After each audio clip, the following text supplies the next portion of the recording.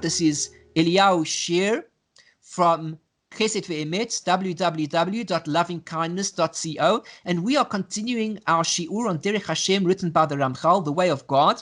We happen to be at point number 4, and so far the story of the Ramchal is in this chapter, section number 3 of his book, a fascinating section describing the different aspects of the soul, and in particular telling us how the soul can interact in a spiritual manner, even though it is in a physical world, how it relates to spirituality. And we discussed that within every person, there is the animalistic soul. Now it corresponds to our lessons in Tanya. There is the animalistic soul that's bound to every single person, just as an animal has a soul. Everybody has an animal soul also. And then we said that the human being is different from the animal in that he also has this more spiritual side to him. There's a spiritual aspect to him. And that's where we really got up to, and we have to be aware that we can tilt ourselves in either direction. If we tilt ourselves in the animalistic direction, we get pulled into animalistic things. When we tilt ourselves into the spiritual section, we get drawn into spiritual reality. And so he says here in point number 4, Dalit, he says, V'amnam, we're reading from the Sefaria.org, a free site. Everybody can go there and they can see this information for themselves. And it has a translation on certain sections as well. We're very fortunate here. There is a translation on the left. You can follow along with me. I'm going to be translating it myself in my own way, and then you can just read on the side as well. V'amnam, indeed, aval pi shekranuha al derech klal nefesh achat, even though we call the soul in a general way one soul, hine be'emes, the truth is, hi ba'alas chalakim rabim. The nature of the soul is actually a composite of a number of different sections, umadregot, shonot, and different levels. So when we talk about a soul, we're not just talking about one entity, but rather, the Ramchal points out, the soul is composed of a number of entities to it. Ukavan nuchal lomar, already we can say, shenefashos rabos haim, that there are many souls, shemiskashros zo bezo, and they're connected with each other. Ketapaot, like hashalshelet, like the rings of a chain of rings. Ukamoshem mikulam nivnes hashalshelet, and just as it is that this whole ring of this chain of all these rings, the one into the other, all of them are built like this one intertwining to the next. Tahi, kamoshera oila, as it is fitting to it.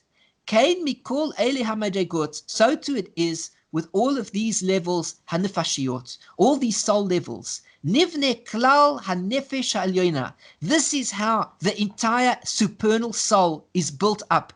Shezachanu, that we mentioned above. We spoke about the spiritual soul, and we should know that the spiritual soul is not one entity. Rather, it is composed of a number of different entities to it, which all link in and create what we call a soul. V'kulam kashurot ze b'ze, all of them are connected to each other. V'acharoina b'nefesh ha'tachtoina, and the last level of the soul, which is the lowest part of the soul, of the nefesh, v'atachtoina b'dam, and then ultimately the lowest section of the soul is connected b'dam, in the blood. U'kumor shekatuv, as we said, l'mayla, whatever the definition is, as we already written, katavnu,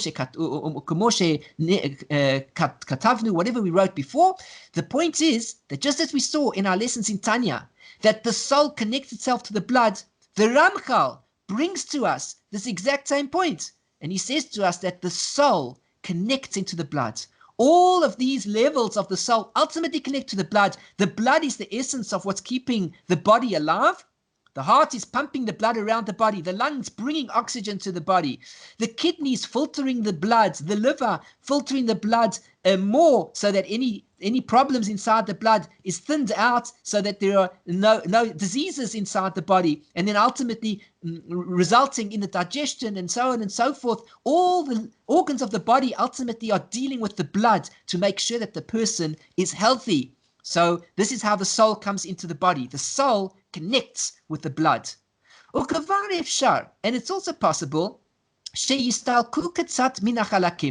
that there can be left, a number of these portions will disappear, bisman min hazmanim, it could be that even though there are different levels to the soul, that some of the portions of the soul disappear and leave a person from time to time. V'yashuvu achar kach, and then they return later onwards, or yitosfu aleihem madregos, or it can even be that additional levels are added to them. As we've discussed before, there's this concept of what's called Dybbuk, and there's this concept of what's called Ibbur. And the concept of Dybbuk is the concept where a negative soul can cleave to a person and affect a person in a certain way. And there's the concept of a positive soul, like the soul of a tzaddik, that can cleave to a person in a positive way and bring goodness to a person and lead a person on the right way of thinking. And this means to say that all the time that we're alive, there's this concept that souls can attach themselves to a person and they can also leave a person. And even the levels of souls that exist within one person, they can come and go at will due to certain circumstances happening. And they leave achar kach, v'lo yira'eh roishem mikol zeh beguf klal. And there won't be even seen an impression of all of this happening on a person's body. The person will not even notice that there are souls that cleave to him and souls that leave him. Well, this is very similar to the idea of a person who might ingest into his body a particular thing which is poisonous, and then he'll never know it because the stomach acids are able to destroy the particular poison, and ultimately he remains healthy because the body is automatically working to remove any diseases within it. That's what it's doing all the time. Its immune system is working in order to remove the diseases. And a person will never even know that there was a disease in him because the body is working so fast that it doesn't tell him a message, here's a disease, I'm now clearing up the disease for you. It just works automatically. And so too, when these souls attach themselves to a person, the person doesn't even know what's going on. Good soul, bad soul, all these things are happening to a person all the time, and he's totally unaware of it. There is no impression made on a person that this is happening. Ki kavar, ein po'elet hanefashot ha'ele beguf, davar murgash. Because already there's nothing in the soul nature affecting the body that a person can feel. V'einam mosifim or goreim. And they don't add or take away. Lo b'chayos v'lo b'herkesh. They don't remove anything in the nature of something that is living or a feeling of some kind. Ella pe'ulasam, but their action is b'meh shehu inyano shel adam. It relates to the thing of what a person is as a person, ba'amato, in its truth, v'yakaso, and its relationship, im hashorshim ha'elyonim, according to how the person is rooted above. In other words, every soul in this world is rooted to other souls that exist on a higher plane. And the thing is, he doesn't really know how he fits in. And the thing is that certain things are happening to him all the time, and he doesn't even know that it's happening to him. All based upon the roots of his soul above. According to what's fitting for him to be connected to over there. And behold, here's a good example. When we speak about the additional soul, it comes on the holy Sabbath day, and then it leaves the person on Motzei Shabbos. And its coming and its going are never felt in the body. And behold, and you should know that there are 5 sections. That the soul, the entire soul, is divided up into 5 sections. V'nikraim, and they are called Nefesh, Ruach, Neshamah, Chaya, and Yechidah. Every single person has these 5 souls. Every single Jewish person has 5 levels to his essential soul. This is called the Nefesh, which is the lower level, known as the soul. Then there's what's called the Ruach, which is known as the spirit, the wind. Then there is the Neshamah, which is also known as the soul, which is the higher level soul, as opposed to the Nefesh, which is a lower level soul. Obviously, we're going in ascending order. Then there's the Chaya, which is the life force of the soul. And then there's the Yechidah, which is the unity, the highest level of the soul. So we see over here that the Ramchal is pointing out to us, number 1, a good example to understand the concept of how spiritual souls interact with us on a daily basis is taking the soul that comes to us on in Erev Shabbos, just before Shabbos, which is called the Neshamah Yeseira, which means to say that when Shabbos comes in, we are blessed with an additional soul that helps us to absorb the holiness of Shabbos on a higher level. The only catch is nobody feels the soul. Well, meaning people who are less sensitive, of course. People who live on a very sensitive level, like the tzaddikim, are indeed able to experience what is this Neshamah Yeseira. There's no question about it. A person who's living his life as a tzaddik is going to experience what it means to have a Neshamah Yeseira, this additional soul. And just as the additional soul comes to a person on Erev Shabbos, just before Shabbos, or just comes on Shabbos, depending on how we understand exactly as the soul is entering into the body, nevertheless, a person doesn't feel the soul. Just as it's so with that, so too throughout one's life, there are souls that enter a person and leave a person, as the Ramchal teaches us. Nothing to be afraid of. Rather, he's explaining to us a concept that all of this takes place in order to help us interact with the spiritual worlds. That's what he's actually coming to teach us. Now he continues and he says to us that there are 5 levels to the soul. In ascending order, going from the lowest level to the highest level, is the Nefesh, then the Ruach, the Neshamah, Chaya, and Yechidah. The Zohar gives a very beautiful analogy, and we'll conclude with that, to describe exactly what these different levels are. And we'll first begin with the level of what we call the glassblower analogy. And the glassblower analogy goes like this. You have a glassblower, and the glassblower takes a breath, and he's going to blow this breath into a glass vessel. And then he's going to fashion the glass vessel as he wants to, and he'll close it up, and then we'll have the vessel as he has desired, whatever it was that he desired. Now, when the glassblower blows in, this is what happens. He takes air that is inside his mouth, he blows the air outside of his mouth, and the air comes to settle inside the glass, which then creates the shape of the glass. These 3 levels, says the Zohar, correspond to the Nefesh, the Ruach, the Nefesh, Ruach, Neshamah, but the other way around. The level of the air as it exists in the mouth of the glassblower is called the Neshamah.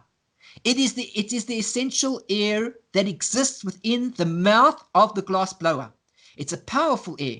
And then he blows it out through a certain type of a stick, or alternatively through the glass itself, or usually he's holding something which is separating him ever so slightly between his mouth and the glass. So in order to protect himself from the heat of the glass, which he's going to be able to mold in a certain way, he blows through. And as that air blows through, this is called the Ruach. And ultimately the air comes to rest. And it was Shabbos vayinafash, says the pasuk, and God rested. It was Shabbos and God rested. The word nefesh relates to resting. So the lowest level of the soul is a level which simply rests inside the body. The ruach, on the other hand, is a part of the soul which is constantly moving up and down in the body, moving like winds, constantly moving up and down. This is the ruach, just like the glassblower was blowing out. So there's this ruach moving up and down the body all the time. And in fact, as the Kabbalah teaches us, the nefesh is the part that rests in the liver, the lowest part of the organs of the body, which is consisting mostly of blood, of course. The ruach exists in the heart. You see, he's got a bit of spirit to him. That's in the heart, which is pumping. So this is the second level of the soul, pumping all the time in the heart. And the third level is the Neshamah, which exists in the brain. We've got the aspects of intelligence, the aspects of emotion, then we've got the aspects of how the soul rests inside the body. Each part of the soul is doing something different to another part of the soul. What then do we say of the Chaya and the Yechidah? It is simple. The Chaya is that part of the soul which is called the actual force that the glassblower has. It is his life force. It's his vitality. It's what exists within himself that he wishes to blow out. What do we then say of the Yechidah? The Yechidah is a level of desire of the glassblower that exists beyond his life force. It is his very essence that he wants to bestow. He begins to bestow it through his life force, which turns into the air. In other words, he takes in a breath.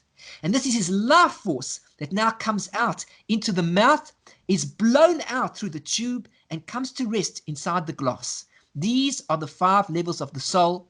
These are the levels that we are blessed with, and it is through these levels that we ultimately come to cleave to Hashem. At the same time, we learned that there were 2 levels to the soul. There is the part of the soul which is the godly, and there's the part of the soul which is more animalistic, which is the klipa, which is exactly what we discussed in the Tanya, in our Tanya lessons. So with all of this, we now have a better understanding and a deeper understanding of all the levels of the soul. And with this, we're going to conclude, and we should look forward to in the future that the Ramchal is going to teach us more about these levels of the soul, how they interact, and how we're able to cleave to Hashem through these levels and the mysteries that surround them. So we're going to conclude over here. I thank you all for joining me for the shiur, and I look forward to another shiur with everybody. I hope that you will join me. And of course, you're welcome to be in touch. Go and see the site www.lovingkindness.co. Please be in touch with me if you have any questions, if you'd like to learn more, if there's a particular shiur that you would like to see online or take part in. Let me know. I'd be delighted to teach over more and connect with you on a personal level. So from Eliyahu Sher, Chesed Ve'emet, I say thank you very much, and I wish you everything of the best. See you soon.